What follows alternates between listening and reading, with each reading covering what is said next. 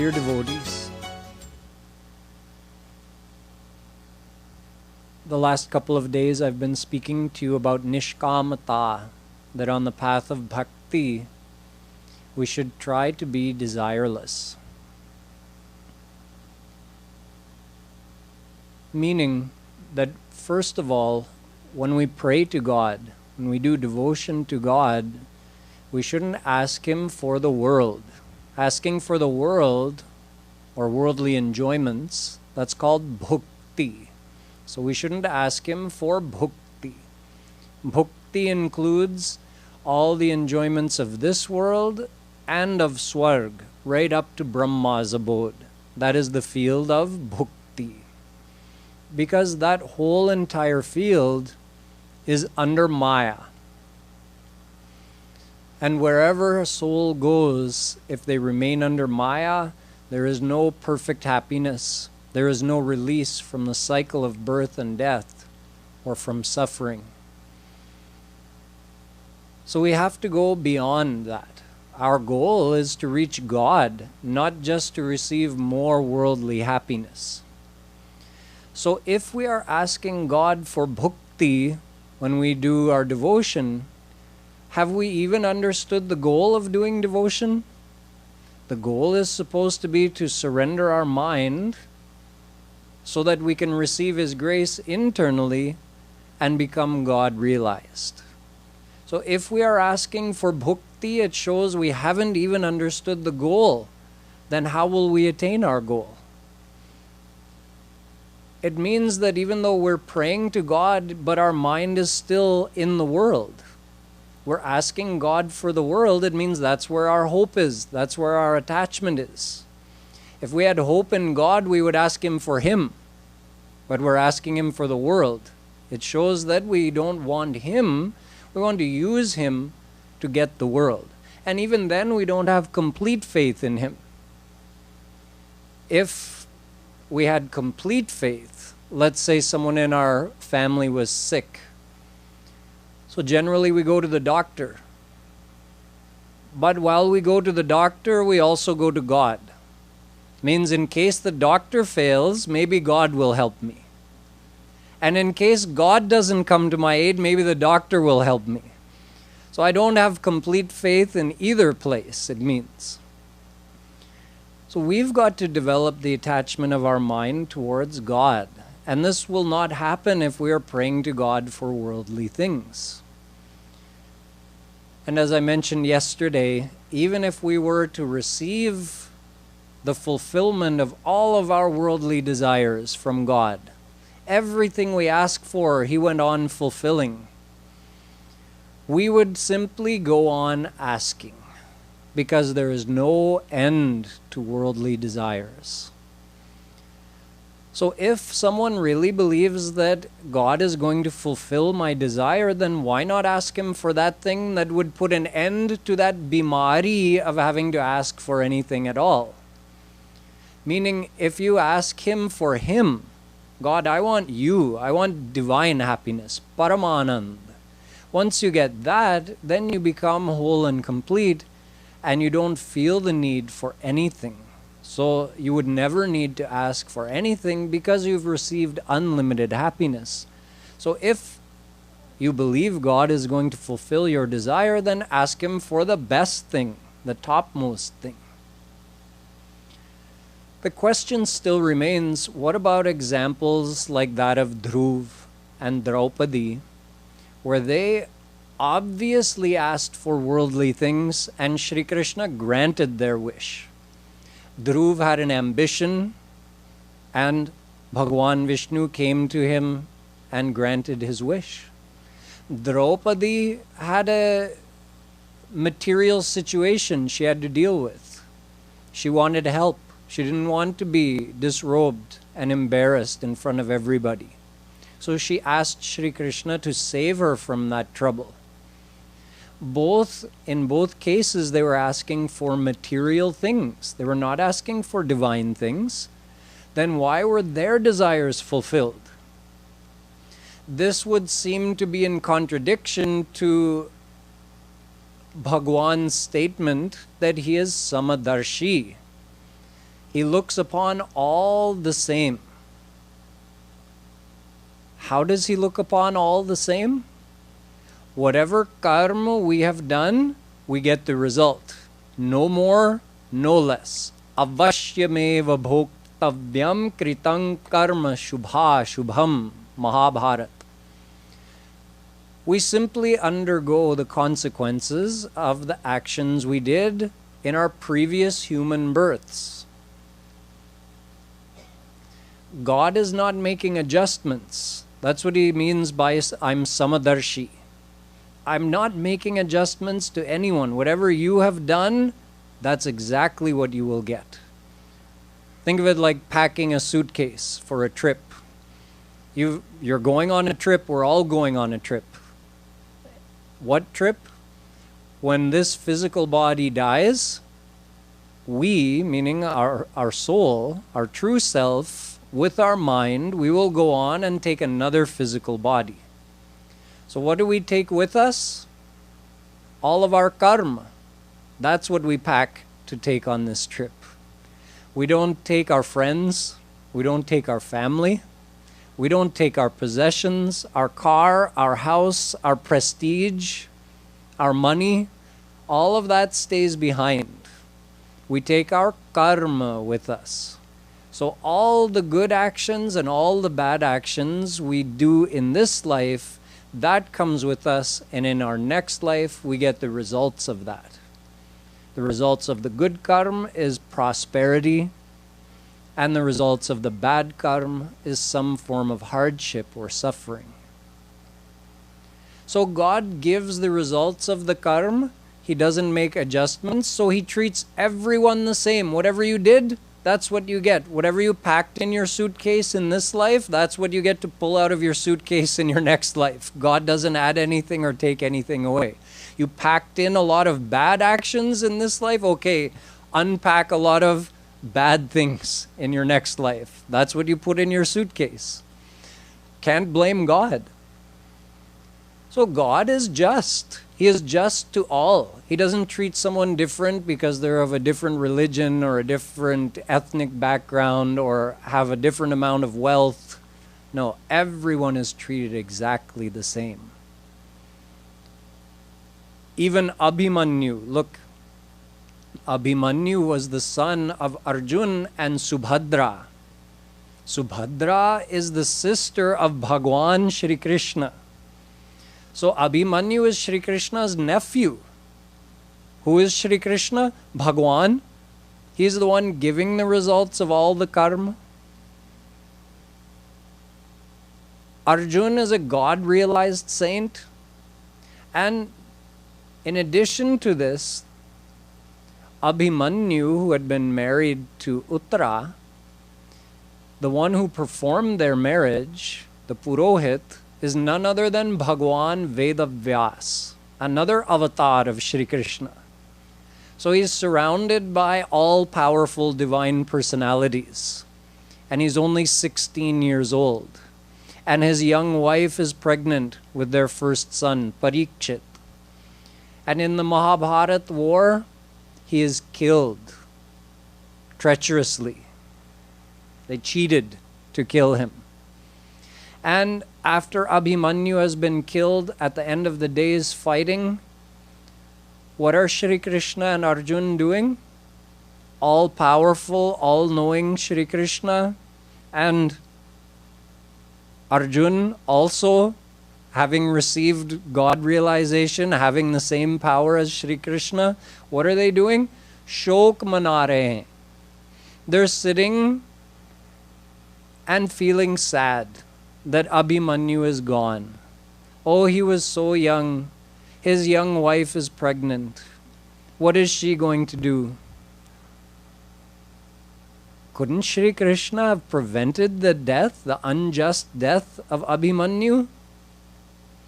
No, there's no adjustments made.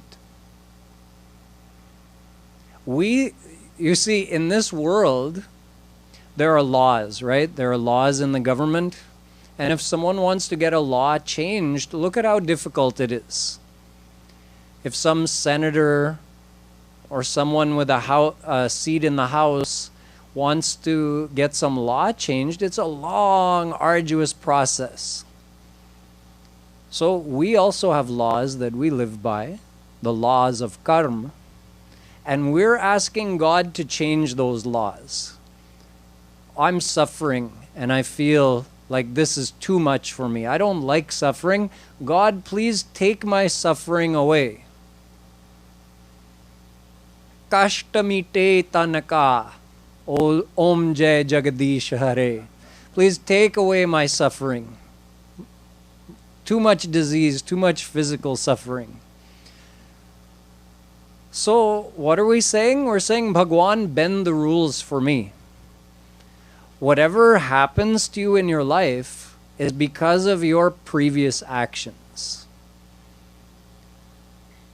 Keep in mind, it's not what you do in this life is not destined. That's in your control. That's your free will. But what happens to you, that's your destiny that you created through your free will actions in your last life. You did those actions, now you're getting the results, and now that you don't like the results, you say, God, help me. God says, I don't make adjustments in the law of karma.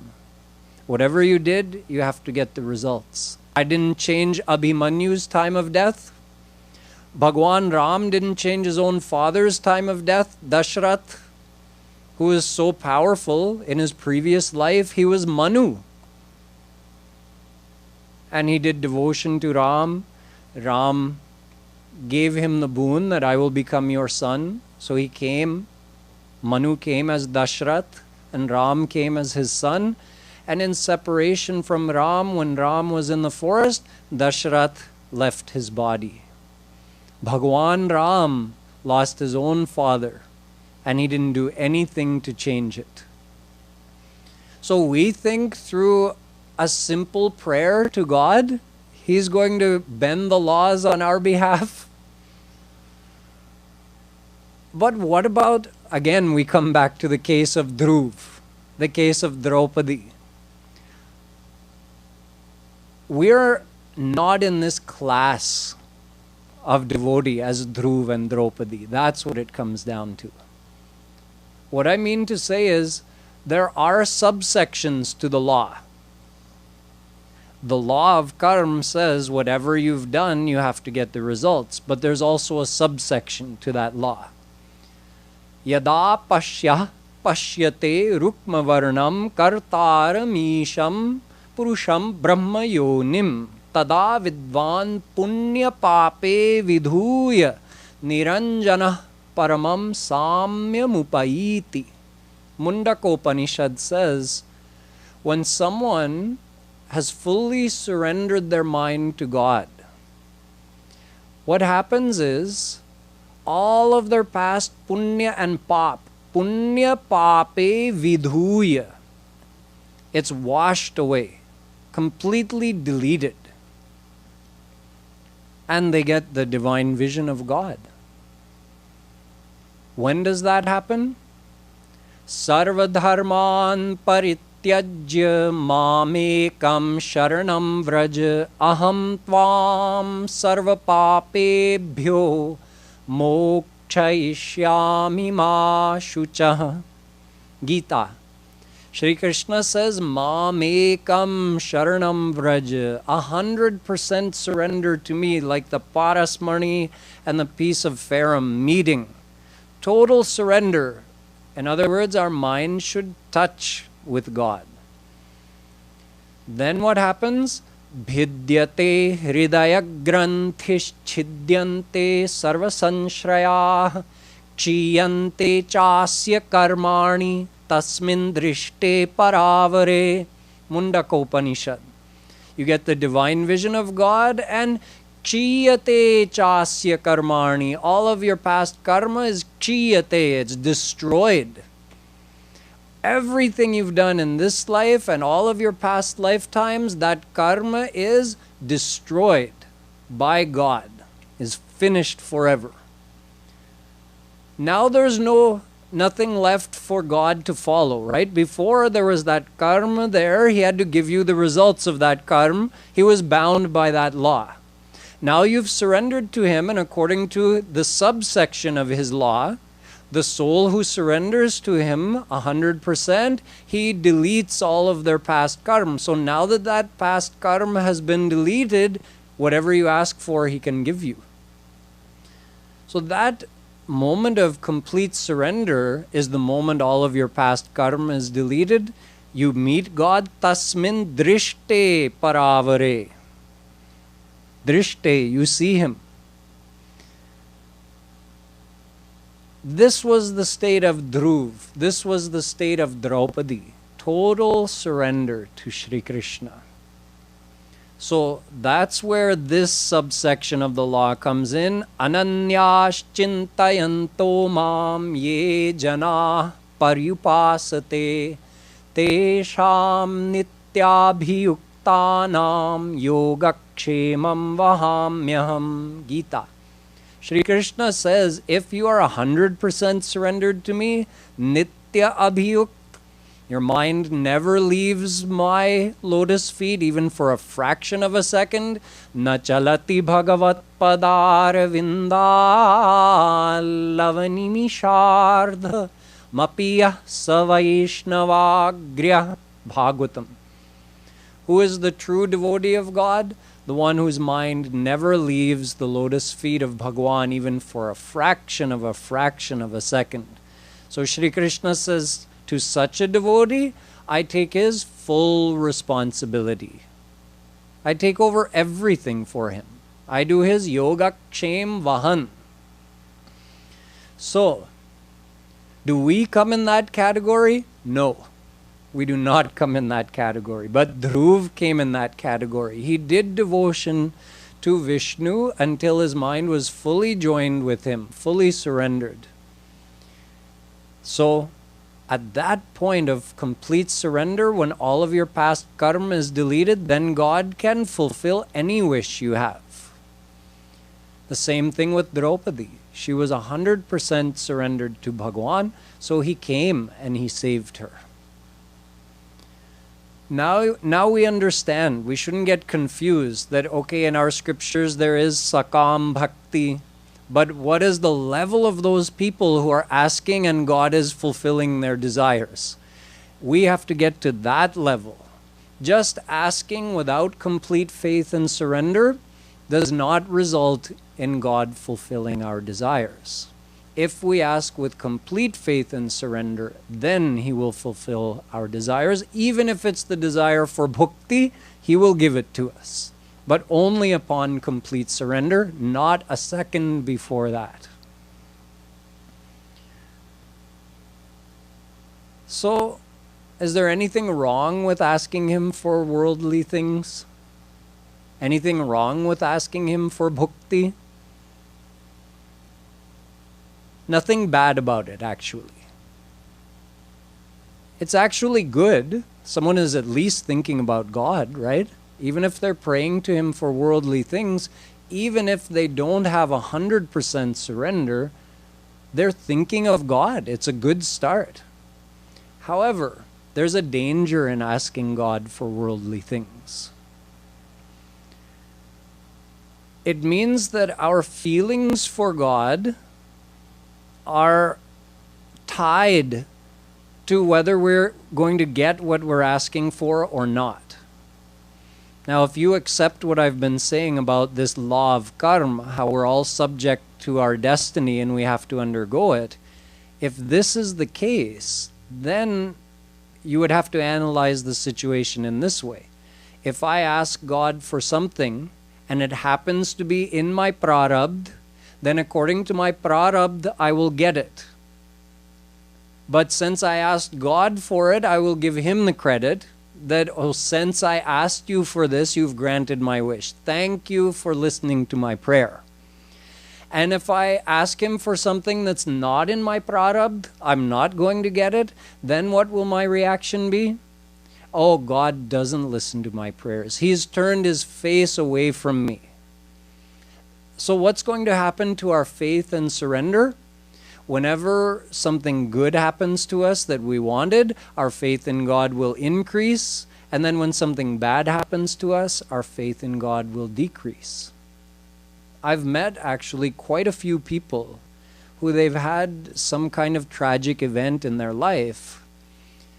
And due to that, because they have this philosophical misunderstanding, they become angry with God. They question, how could a kind God make me suffer so much? How could God take this person away from me, my child, my husband, my wife? Something like that, when it happens to us, that's very hurtful. If in our mind we're thinking, okay, I've been doing so much devotion to God in this life, I'm a good person, I try not to lie, I try not to hurt others, and still God is giving me this kind of suffering, what kind of God are you? This is the reaction. I've met many people like this. So why does this reaction happen? Because the person thinks that God should be fulfilling my desires. If I'm being a good person and I pray to Him, He should give me what I'm asking for, and He shouldn't give me so much suffering. So this is a philosophical misunderstanding. This is our ignorance. We should understand that the good and bad that's happening to us is according to our karma. Why blame God? It's the outcome of our own past karma. So, on one hand, you can say asking God for material things is fine, even if it doesn't match up exactly with the philosophy, but at least someone's thinking of God. Yet, there's still a danger. If you go to Vaishno Devi and say, oh, Vaishno Devi, please grant me a child, I'm childless. And if there's a child in your prarabdha, you had a child born to you, so then you told everybody, you should also go to Vaishno Devi, see your faith in God has increased now. I went to Vaishno Devi and I was blessed with this child. Your neighbor has 10 kids. You didn't have any. But since you went to Vaishno Devi, you believe she blessed you with your first child. Now your only child falls ill. You're frightened that now my only child may die. So you again make a trip to Vaishno Devi. Vaishno Devi, you gave me this child. Please don't let them die. Your child gets better. Again, your faith in Vaishno Devi has multiplied. That whatever I ask for, she gives it to me. The fact is, Jivana marana yasha apayasha vidhihat. The time of death is fixed by your prarabdha. Whether you're meant to live 1 day, 1 year, 100 years, it's already fixed at the time you're born. It's part of your prarabdha. So it wasn't your child's time to go, so he didn't go or she didn't go. But we're giving the credit to Vaishno Devi. That's not to say Vaishno Devi shouldn't be worshipped, but we're tying our faith to our prarabdha. So now our faith has further multiplied. Let's say our child gets sick again. This time very seriously ill. We again pray to Vaishno Devi, please help me. But it's the child's time to go. So even the doctors can't save them, even Vaishno Devi doesn't save them. Then a common reaction may be, oh, Vaishno Devi, you gave me 1 child and you took him away already. My neighbor had 10 children. He's got an 11th on the way. You're so unjust, so unfair. So how is someone going to do devotion with this kind of wavering faith? Up and down, up and down. We know that in life, good things keep coming and bad things keep coming in our life. So every time something good happens, Jai Ho Vaishno Devi, and every time something bad happens, oh God, you've turned your face away from me. How will we increase our surrender to God? So this is the danger if we ask God for material things. If you really want to ask God for something, why not ask Him for internal things? Instead of saying kashta mite tanaka, why not say krodha mite manaka? Help me get over my anger. Help me get over my worldly desires and attachments. Help me with these internal things. Give me more humbleness. Give me more faith in you. Ask God to help you with those things. No problem. That's good. By doing that, you're joining your mind with God. But leave the outer physical things. Well, just leave God out of that and let things happen the way they're meant to happen. You do your best and use your prayer, use your bhakti for joining your mind with God in a higher way, you can say. Asking God for bhakti, it's an okay start, but we can rise up higher than that when we have greater knowledge. So with this knowledge, and we can just decide, okay, God, I'm not going to ask you for bhakti anymore. I'm going to go to the next level of devotion where I'm only asking you for you. I'm asking you for divine things, not material things. There's another word that's used to describe this. It's called ahaituki. Ahaituki means hetu rahit. Hetu means a reason or a karan. See, in the world, it's very normal that we love someone or we get attached to someone for a reason. What kind of reason? Could be a person's beauty. For instance, there was a very beautiful young yogini named Yogashila. She was extremely beautiful and she used to practice yoga. And she lived with her parents. Now one day, a great king was passing by the village where she lived with his entire army. And he caught sight of Yogashila and he was immediately attracted to her. So he went to her father and he said, I'm going to marry your daughter. Yogashila didn't want to get married to the king. Thus, the father also didn't want to marry his daughter if she didn't want to be. But they were also afraid to deny the king what he wanted. So Yogashila said, Father, just tell him, come back in 1 month. Then he can marry me. So the father said to the king that, can you please come back, give us 1 month, come back after 1 month, and if you still want to marry my daughter at that time, you can have her hand in marriage. So the king agreed, but he left his army and he kept the village surrounded so that they wouldn't try to escape. During that month, Yogashila used her yog, the fire of her yog, to completely dry out her body. So she became so skinny, it was almost like looking at a skeleton with some skin hanging off of it. Even all of her teeth fell out. And after a month, the king came and rapped at the door, and Yogashila answered it. And the king said, I'm here to marry Yogashila. She said, I am she. The king said, no, there's no way. She said, no, I am. And the father came and confirmed, this is my daughter, Yogashila.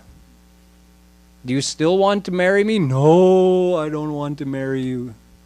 Oh, so all you wanted was my muscle and my skin and bones? Obviously. You didn't love me, you loved my beauty. Now my beauty is gone, your love is gone. Okay, good, now go. This is not ahaituki. There was a hetu. The reason for the king's love for Yogashila was her beauty. So if your love for someone is because of a certain characteristic of their, physical body or even of their behavior, if that thing goes away, then what's going to happen to your love? Jehite kachu, jehite kachu, swarath hoi, ta par mamata karai sab koi. Sur nar muni sab kiya hariti, Swaratha lagi karahi sab preeti. So this is the normal formula in the world, according to Tulsidas ji, that we have a reason for loving someone. Oh, you're so beautiful, so I love you so much. Oh, you're so wealthy, so I love you so much. Oh, you're so respected by others. You're so powerful, so I love you so much. Even when we're kids, the one who had the nice toys, the one who brought the best snacks to school had the most friends, right? We used to crowd around. I remember if someone brought a bag of potato chips or a bag of candies, when we used to have like a 15-minute recess to play outside sometimes in between the classes. So if someone brought out a bag of candy, all of a sudden they were surrounded by 15 or 20 kids all saying the same thing. I'm your friend. I'm your friend. I'm not even kidding. We all used to say that unabashedly. You don't realize at that time how silly you sound. Now we do the same thing. We're just much more chalak about it. That's all. Kids don't, they don't try to hide it. I'm your friend. Give me a candy. So if we have this kind of devotion to God, it cannot be called pure devotion. It has a condition, right? We're loving God. We're thinking, oh, give me some kind of worldly enjoyment, and the more worldly enjoyment you give, the more I will love you.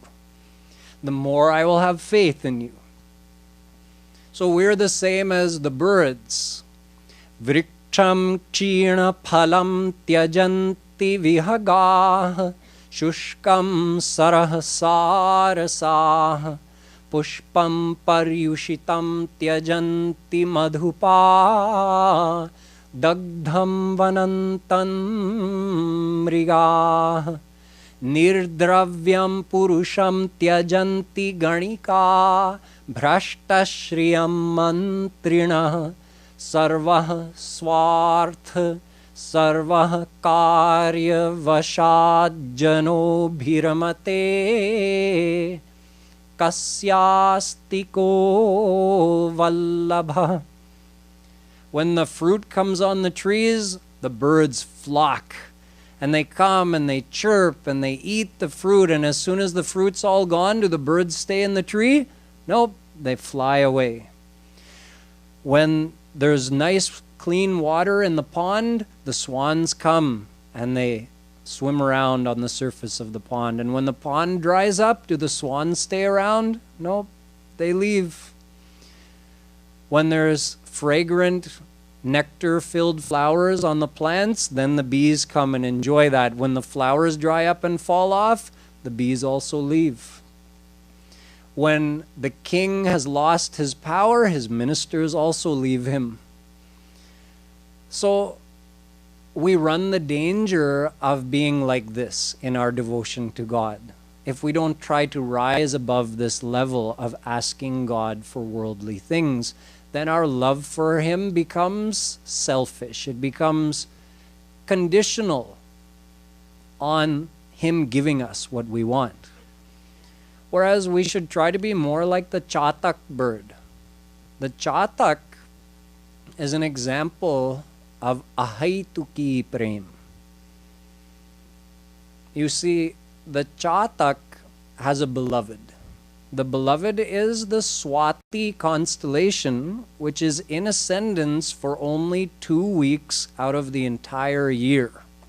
There's only 2 weeks of the entire year when this constellation is in the ascendant, and the Swati bird will only drink the rainwater that falls from Swati during those 2 weeks.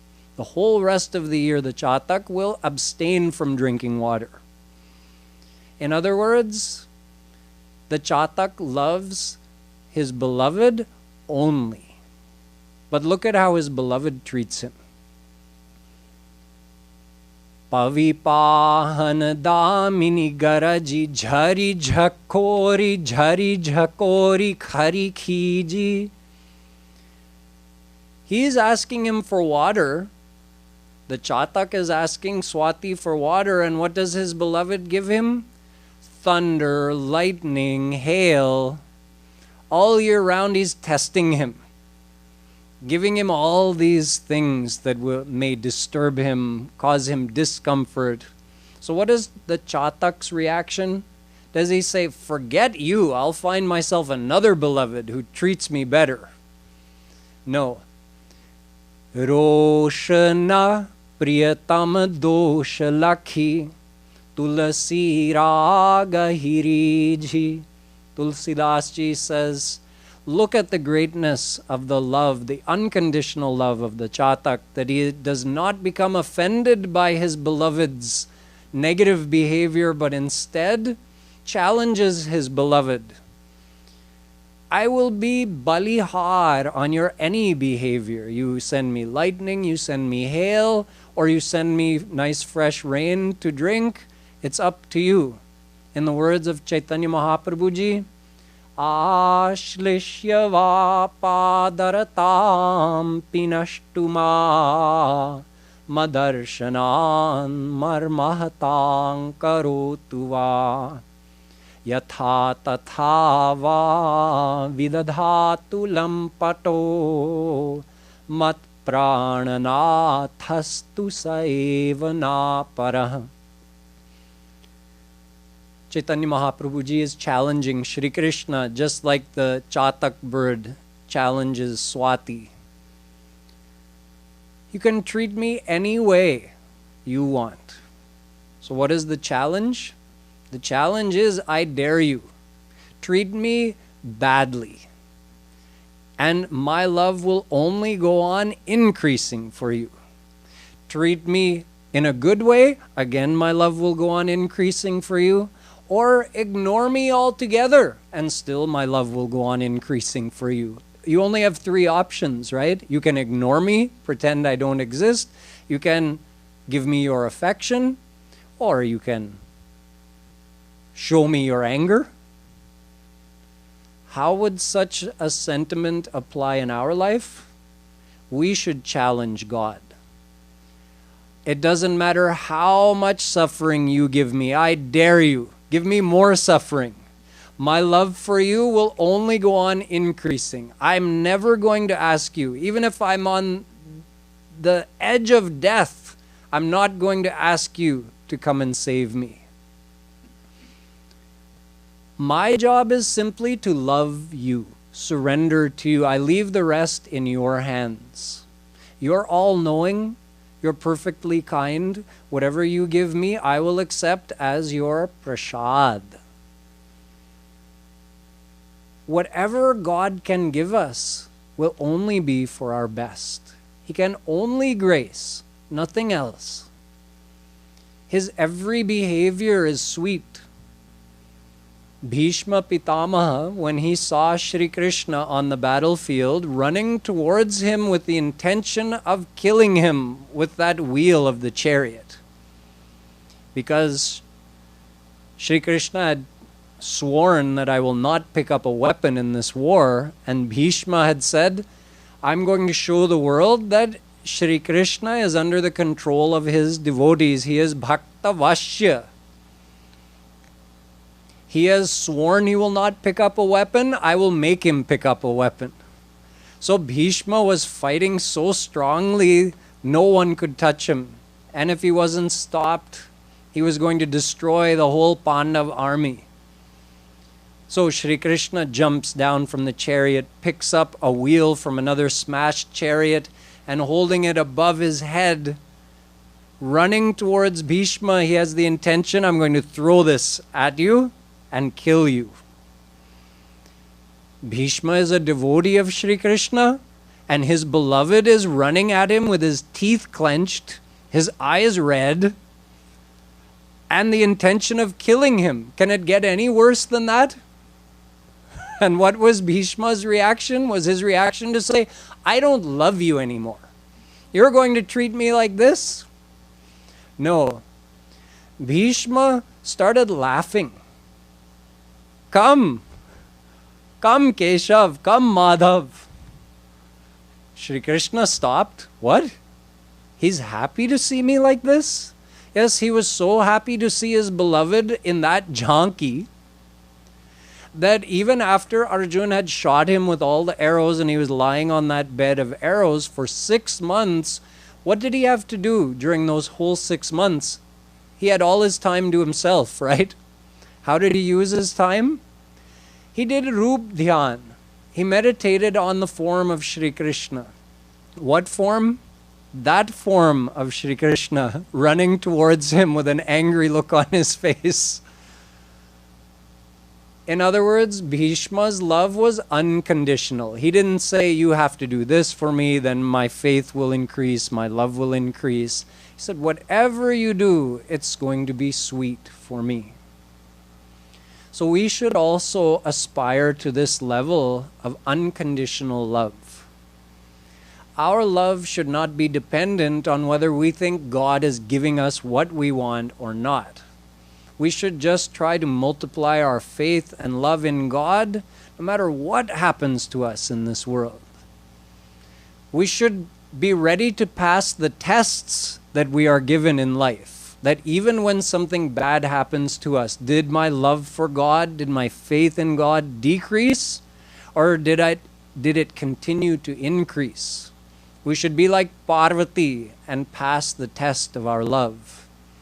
When she was doing devotion for a long time, trying to get Bhagwan Shiva as her husband, after a long time, Naradji and the other Saptarshi, they decided, okay, it's time for Shiva and Parvati to get married, so let's go and test her love for Bhagwan Shiv. So they went to her and they said, why do you want to marry Shiva? If you're looking for a husband, you should find someone who has all the qualities who can make you happy. See, normally what would someone look for in a husband? Can they provide? Do they have, some possessions, some wealth, some good qualities? Bhagwan Shiv, have you looked at him? Have you seen how he dresses? He's all smeared in ash. He's got snakes around him, a mala of skulls around his neck. He doesn't even have proper clothes to wear. He just wears a tiger skin. He has no house to live in even. He just sits under a tree and he doesn't pay any attention. He won't pay attention to you. He's always absorbed in his own divine state. So how is he going to make you happy, Parvati? Why do you want to make him your husband? You should make Bhagwan Vishnu your husband. He's got all the good qualities. He's got all the beautiful golden and jeweled ornaments, proper clothes to wear. He's the ocean of all the virtues. Why don't you make him your husband? So what was her reply? Janma koti lagi ragari hamari barau shambhu naturahau kumvari. She said, I will marry Bhagwan Shankar even if I have to do devotion to him for many, many lifetimes. And if I don't get him as a husband, then I will remain a kumari. I will remain single. I don't care. I'm not marrying him for his virtues, what he has or doesn't have. I love him, period. So she passed the test. After that, Saptarshi went, found a way to get Bhagwan Shiva out of his samadhi and encouraged him to marry Parvati. So we should also pass the tests. When the tests come in our life, we should examine our level of selflessness to God. Are we blaming him for anything? Are we asking him for anything? Or are we just saying, you know what, I'm leaving it in your hands. I'll take the good and the bad as your prasad. And my only job is to keep worshiping you and increasing my faith and surrender to you. We can go to an even higher level of selflessness, in fact. I'm taking you in levels. The first level of devotion, asking God for worldly things. It's okay to start there. But once you get the correct knowledge, you go to another level where you say, God, I'm not going to ask you for anything. Whatever you give me is fine. Then you can go to another level where you actually start thinking of Shri Krishna's happiness.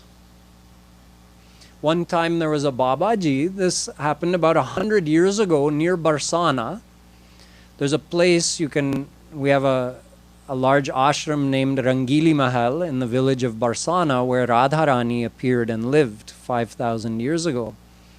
So about a half-hour drive from where the Barsana hill is and where our Rangili Mahal ashram is, you come to this place where there's a mandir, and in the mandir there's a depiction, a carving depicting this Leela of a Babaji who had gotten his hair tangled in some bushes.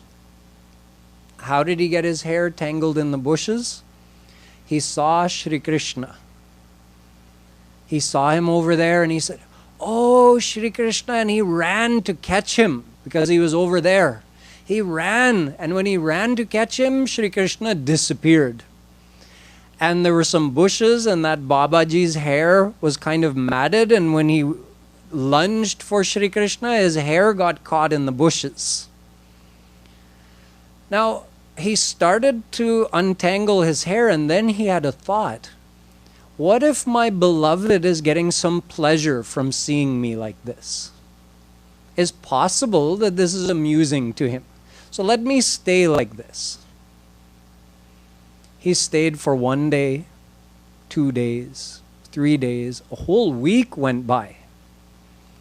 Finally, on the 7th day, an old man came to this Babaji who was still standing there with his hair entangled in the bushes. So this old man came and he said, "Babaji, I've been walking past this spot every day and I've seen your hair entangled in the same bushes for the last 7 days. Are you so lazy you can't untangle your own hair?" He said, "Now listen, sir. You shouldn't come between in a matter between husband and wife. Another person should not try to get involved." In other words, this Babaji felt that Shri Krishna is my beloved. I'm his preyasi. So you don't meddle, don't get in the middle. He said, "Babaji, I can help you? Can I untangle your hair?" He said, "Up. You should know better than to touch another person's beloved. You don't touch my hair with your hand." So the old man had to give up. He had to give in. In other words, he resumed his natural form as Shri Krishna. And he said, "Now can I untangle your hair, Babaji?" Babaji was chalak. He said, "How do I know you're my beloved?" "Well, I am. Look at me. I have my peacock feather, my flute, my blue skin. Am I not your beloved?" The Babaji said, "My beloved is also the beloved of Radharani. Unless Radharani comes with you, how will I know you're the right one? How can we validate your identity? Only Radharani can validate your identity." So Radha had to come also. And Radha and Krishna came and untangled that Babaji's hair. So this is just a glimpse of when you have that selfless devotion that you're even going beyond and you're saying, "Oh, what would make Krishna happy?" See how close you can get? Radha Krishna themselves came to that devotee and untangled their hair. So if we want to get the closest to Radha and Krishna, then we have to aspire for that level of selflessness. Nishkamata, ahaituki prem. In Vrindavan, 500 years ago, Rup and Sanatan Goswami, who were two disciples of Chaitanya Mahaprabhuji, they both lived in separate huts, very small, simple huts in Vrindavan. And every day they spent their day in devotion and service to Radha and Krishna. So Rup and Sanatan were actually brothers. And one day they met in the morning and they decided, actually Roop invited Sanatan. He said, do you want to come to my house for lunch? Sanatan agreed, sure, I'll come over to your hut and we'll share lunch together. So later in the day, Sanatan came and Roop had prepared kheer, the sweet milk and rice pudding. So when Sanatan and Roop, they were eating that kheer, Sanatan just felt something very exciting in eating the kheer. And he asked Roop that, where did you get the milk and rice and sugar and all the ingredients for preparing this kheer? He said, well, this morning I had a thought. After I invited you, I thought, it would be nice if we could make kheer. If I could make kheer and we could have kheer for lunch. So I just had that thought. And then not long after, a beautiful young girl came with some rice and milk and spices and sugar, and she gave it to me. So I used that to make the kheer. Then Sanatan understood. He said, Roop, you see, because of your one desire, Radharani had to come and give that to you. She's so kind, she's so merciful, and she watches her surrendered devotees, she watches like her own children. Whatever they need, whatever they want, she comes running. Sanatan says to Roop, I think we should be more careful in the future about what we think, that we should not trouble Radharani for anything. You see the level of their selflessness? They're not thinking, it's so great that Radha came and gave this. They're thinking, we should be more careful not to trouble her. We shouldn't have any such desire in our mind. We should only have the desire to please Radha and Krishna. How can we make them happy? So this is the ideal which has been set by our great rasik saints of Vrindavan and Barsana, the Braj area. And they have set this example for us to follow so that we can also try to inculcate such selfless devotion in our own hearts. So far we've understood that we should not ask God for bhakti. But there's one divine thing that we're not supposed to ask Him for either if we're going to be truly selfless. So what that is, I will explain to you tomorrow. Boliye Vrindavan Bihari Lal Ki Jai.